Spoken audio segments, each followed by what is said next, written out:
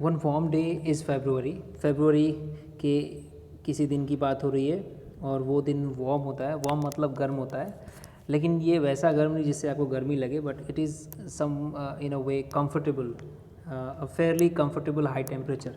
मतलब फेब्रुवरी के टाइम थोड़ी ठंडी होती है और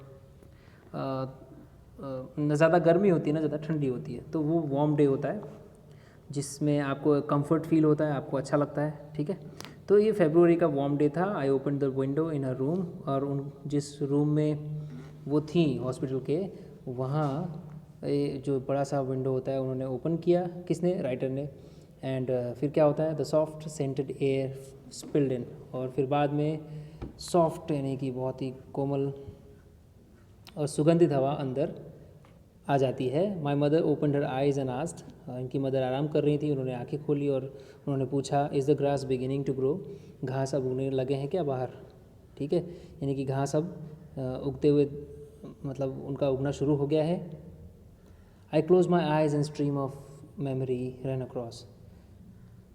राइटर कह रही हैं कि इन्होंने फिर अपनी आंखें बंद की, and stream of memory run across, और उनके सामने मतलब कुछ यादें, इनके मन में जो कुछ यादें थी वो सामने आ गई। और वो याद किस टाइम की है, तो from my diary when I was 5 years old। इन्होंने अपनी डायरी में वो उन यादों या उन किस्सों को लिखा है, और इन्होंने बताया है कि जब वो 5 साल की थी, ठीक है, तब एक इंसिडेंट, छोटा सा इंसिडेंट, बहुत ही प्यारा सा इंसिडेंट हुआ। तो 5 साल की थी तब इन्होंने क्या एक्सपीरियंस किया। I have stepped out of the house in the middle of a summer night to watch the grass and flowers in the garden. अब आप सोच रहे हो कि ये 5 साल की होकर डायरी लिखती है, नहीं, ये नहीं है, इसका मतलब ये नहीं है। आपको मैंने बताया कि हॉस्पिटलाइजेशन के दौरान उन्होंने, इस राइटर ने भी डायरी लिखना शुरू कर दिया था, तो उस डायरी में इस राइटर ने भी अपनी यादें लिखी।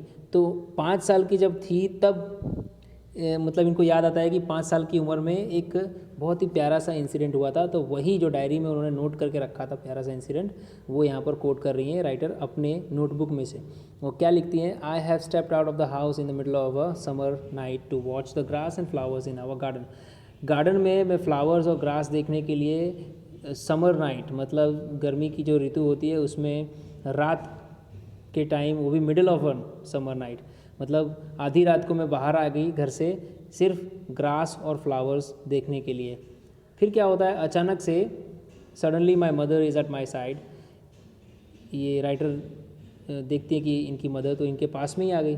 Instead of sending me back to bed she joins me, we sit there together. वो याद कर रही हैं राइटर, अरे याद करते हुए उन्होंने नोट में लिखा था ना, तो उस टाइम इनको जो भी याद आया कि हाँ ऐसा ऐसा हुआ, तो इनकी मदर ने इनको जब देखा कि ये तो बाहर आ गई, तो उन्होंने वापस बेड पे नहीं भेजा, मतलब सोने के लिए नहीं बोला। शी जॉइन्स मी, उन्होंने उस समय वो अपनी बेटी का साथ दिया।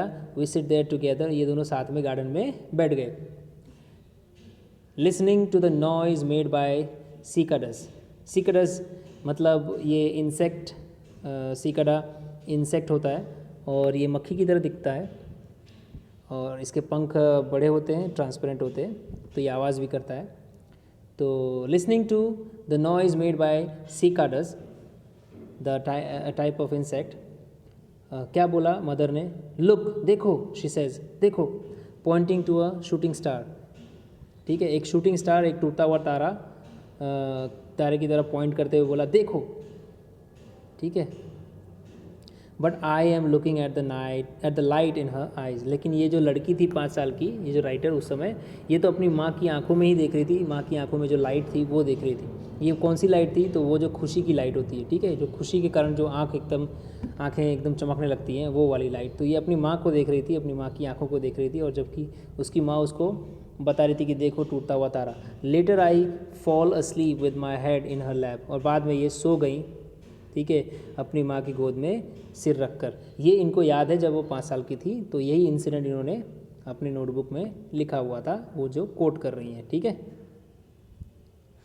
अब ये और भी कुछ याद करते हुए बोलती हैं, I remember the day my mother asked that I write a last message from her to each member of the family. मुझे वो दिन याद है अभी भी, जब मेरी मदर ने मुझसे मतलब मुझसे कुछ लिखने को कहा था। और क्या लिखने को कहा था कि मैं एक लास्ट मैसेज लिखूं फ्रॉम हर, उनकी तरफ से, मेरी मदर की तरफ से, to each member of the family, हर फैमिली के सदस्य को। I wrote through my tears, मेरी आंखों में उस समय आंसू थे और मैंने लिखा।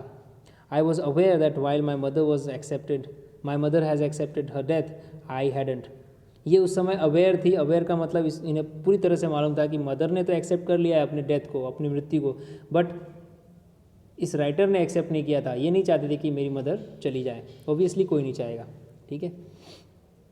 Over the next few days my mother wanted to talk about her life, so we began our long final conversations. Over the next few days मतलब अगले कुछ दिनों में ये इनकी मदर चाहती थी अपनी लाइफ के बारे में बात करना, इसलिए ये अपनी बेटी से बहुत ही लंबी और फाइनल कॉन्वर्जेशन इसलिए बोल रही है क्योंकि हो सकता है उसके बाद डेथ हो गई हो उनकी। तो फाइनल कॉन्वर्जेशन हुआ, फाइनल बातचीत हुई। As we talk the picture of my mother's life grew stronger. जैसे जैसे हम बात करते, मेरी मदर की लाइफ का जो पिक्चर था, मतलब मेरी मदर की लाइफ, मेरी मदर का जीवन कैसा था, वो और भी ज़्यादा स्पष्ट होते गया। इट ग्रू स्ट्रॉन्गर, ठीक है।